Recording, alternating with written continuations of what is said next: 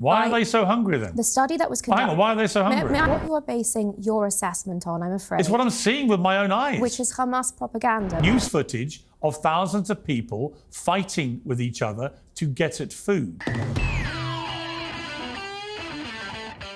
I have lined up for us a Piers Morgan panel with Libertarian Dave Smith and an Israeli lawyer debating the genocide in Gaza. If you can, take a moment first, leave us a like. It's the best way to let us know you enjoy the content, helps us out tremendously in the algorithm, and let's otherwise get right to the debate. To me, this reached a point where it became clearly disproportionate, and that's a view that clearly the UK has reached, the French have reached, many people in America have reached.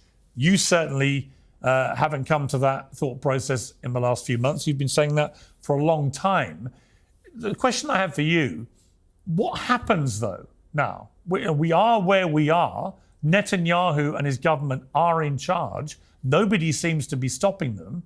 What happens? It is kind of a difficult question, but the solution probably looks something around Hamas stepping down or being removed from power through means that doesn't involve carpet bombing the civilians, of course. Netanyahu also stepping down and being removed from power, with both him and the Hamas leader with ICC warrants being put before the ICJ to answer for their obvious war crimes. Both sides would have to make some tough concessions, whether it be limiting a right of return for Palestinians, conceding some Holy Land for Israel, land swaps, maybe something like that, to kind of make this breakup square. In the interim, I would say there would have to be a two-state solution with a big-ass wall, nobody crosses it, right, and some sort of third-party mediator.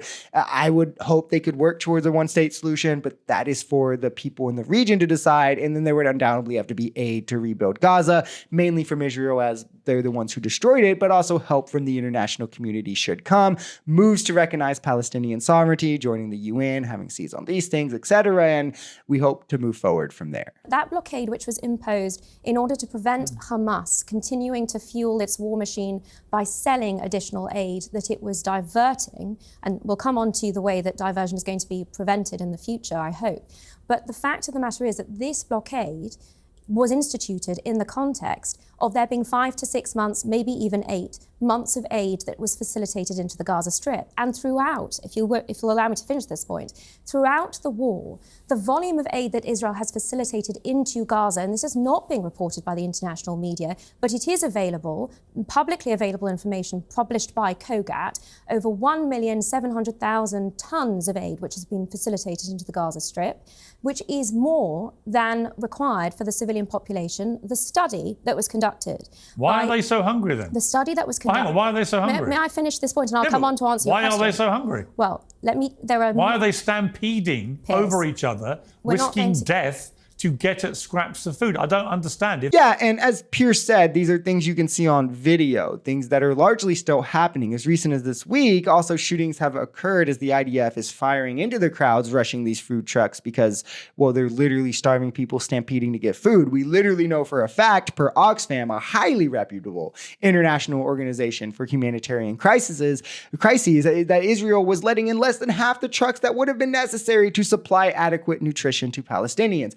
Palestinians in the height of this conflict were living on 245 calories a day. That is less than 12% the recommended daily intake, and it is less than what is in the average singular can of beans. It's one thing to starve and withhold aid from a population that needs it to purposefully put them into a humanitarian crisis. That's one kind of evil. It's another kind of evil to watch it happen objectively and to use your platform to lie and justify it so it can continue. What you are basing your assessment on, I'm afraid, it's what I'm seeing with my own eyes. Which is Hamas propaganda, which you must accept as the No, it's actually footage. I'm watching news footage of thousands of people fighting with each other to get at food. Some of whom ended up dying, some of whom ended up being shot. The IDF says it wasn't them and it was Hamas. We don't know who did it because, as you know, the Israeli government has banned all international journalists from being anywhere near this to verify what is actually happening. Piers Morgan, you're not allowing me to answer a single question. I am. And then when you say something that I don't agree with,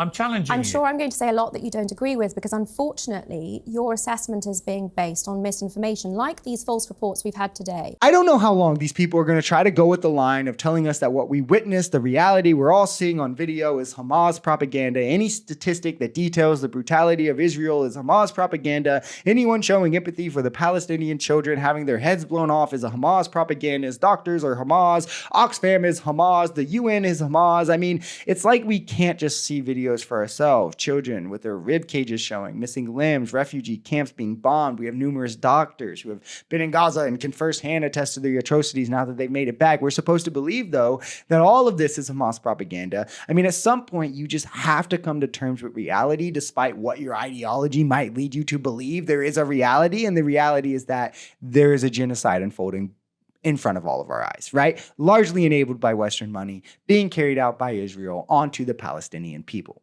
Objective reality.